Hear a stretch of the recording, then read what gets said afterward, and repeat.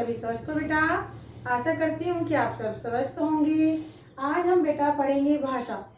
आज मैं आपको पढ़ाऊंगी भाषा। भाषा किसे कहते हैं, भाषा के कितने रूप होते हैं, लिपि किसे कहते हैं और कुछ भाषाएं हैं उनकी लिपियां। तो देखो, सबसे पहले आपको देखना है कि भाषा किसे कहते हैं। तो भाषा की परिभाषा है विचारों के आदान प्रदान को भाषा कहते हैं। भाषा किसे कहते हैं? विचारों के आदान प्रदान को। देखो बेटा, जब हम बोलते हैं तो हमारे विचार दूसरों के सामने जाते हैं, हम अपने विचार दूसरों के सामने रखते हैं। और जब कोई दूसरा बोलते हैं, जब कोई दूसरे जब बोलते हैं तो जब उनके विचार जब हम समझ लेते हैं तो ये क्या होता है? विचारों का आदान प्रदान। कि हम विचारों का आदान भी कर रहे हैं और हम विचारों को प्रदान भी कर रहे हैं। तो जब हमारे जो हमारे विचार हैं उनको आदान करना और उनको प्रदान भी करना। हम अपने विचार हम दूसरों के सामने प्रकट करते हैं और दूसरे के विचारों को क्या करते हैं? हम सुनते हैं, उनको समझते हैं। तो उसे क्या कहते हैं? हम भाषा कहते हैं। फिर आता है भाषा के रूप। कि भाषा के कितने रूप होते हैं? बेटा, भाषा के 2 रूप होते हैं। भाषा के 2 रूप होते हैं। कौन कौन से होते हैं? मौखिक रूप और लिखित रूप। सबसे पहले हम मौखिक भाषा को लेते हैं। कि मौखिक भाषा को देखो, सबसे पहले कि आपने यहाँ पर मौखिक भाषा क्यों लिखा? आप पहले लिखित भाषा भी लिख सकते थे, लेकिन हमने मौखिक भाषा को पहले क्यों लिखा है? क्योंकि बेटा देखो, मनुष्य सबसे पहले क्या सीखता है? बोलना सीखता है।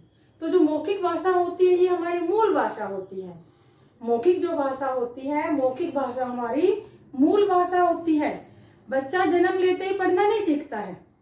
जब बच्चा जन्म लेता है और जन्म के कुछ समय बाद जैसे जैसे परिवार में बड़ा होता जाता है तो क्या करता है? वह बोलना सीखता है और अपने विचार जैसे जैसे परिवार के सदस्य उनको शब्द बोलना सिखाएंगे, वह उन शब्दों को बोलना सीख जाता है। लेकिन उसको ये नहीं पता कि हम इसको लिखते कैसे हैं। लिखने का ज्ञान उसको कब होगा? जब वह स्कूल जाएगा। तो क्या है, जो मौखिक भाषा होती है या मूल भाषा होती है, यह मुख्य होती है।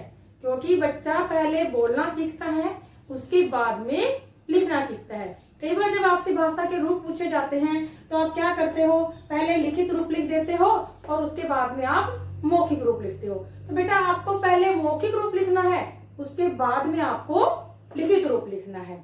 अब देखो, मौखिक भाषा किसे कहते हैं? मौखिक भाषा जब विचारों का आदान प्रदान बोलकर किया जाता है तो वह भाषा का मौखिक रूप कहलाता है। क्या है बेटा? जब विचारों का आदान प्रदान बोलकर किया जाता है, जब हम अपने विचार दूसरों के सामने बोलकर प्रकट करते हैं और दूसरा कोई है वह भी अपना विचार बोलकर ही प्रकट कर रहा है, तो उसे हम क्या कहेंगे? मौखिक भाषा कहेंगे। जैसे इसके कुछ उदाहरण दिए गए हैं, जैसे भाषण देना, कविता गायन आदि। अब देखो बेटा, भाषण देना क्या है? जब कोई भी व्यक्ति जब भाषण दे रहा होता है तो वह अपने मन के विचार प्रकट करता है मौखिक रूप में।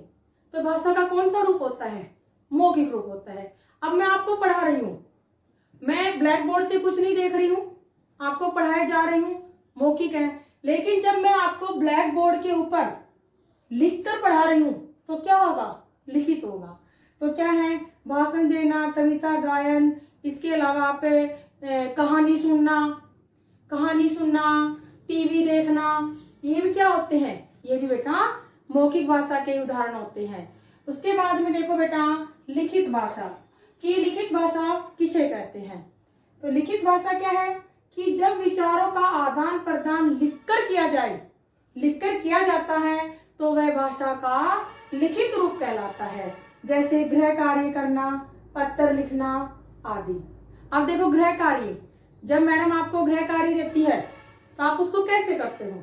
जब आपको रिटर्न में वर्क दिया जाता है तो आप उसको कैसे करते हो? लिखित रूप में करते हो। और जब आपको ओरल, अगर आपको याद करने के लिए दिया जाता है, आपने लिखा हुआ है, तो भी क्या है? आप लिखे हुए को पढ़ रहे हो, तो ये आपका वो मौखिक नहीं होगा, आपका लिखित कहलाएगा। इसके अलावा आप जैसे कहानी, एक तो देखो कहानी लिखना लिखित भाषा में आता है। अगर आपने लिखा कहानी सुनना मौखिक में आएगा और कहानी लिखना लिखित में आता है। उसके बाद में देखो बेटा, लिपि की परिभाषा। लिपि की परिभाषा क्या है? देखो, भाषा के लिखित रूप देने वाले निश्चित चिन्हों को लिपि कहते हैं। अब देखो बेटा, भाषा के लिखित रूप देने वाले, अब देखो लिखने के हर यहाँ पर जितने भी जो शब्द लिखे गए हैं क्या है, जो सेम है वो तो अलग है, वरना हर शब्द का क्या है, अलग, हर वर्ण का अलग अलग निश्चित चिन्ह है। अब ये नहीं है कि मैंने आपके पास लिखा, यहाँ पर मैंने लिखा जैसे रूप, तो आप सबको पता है ये क्या है, ये हिंदी में इसको ये लिखित रूप दे दिया गया है, ये रू है, र के ऊ की मात्रा लगी हुई है और ये क्या है, प है, तो आप क्या लिखोगे, रूप। आप इसको और किसी दूसरे शब्द का उच्चारण इसमें नहीं कर सकते। अगर रूप लिखा हुआ है तो आप रूप ही लिखेंगे। क्यों लिखेंगे? क्योंकि यह हिंदी में निश्चित किया गया है यह चिन्ह कि यह र है और यह इसके साथ ऊ की मात्रा लगी हुई है और यह आपका प है।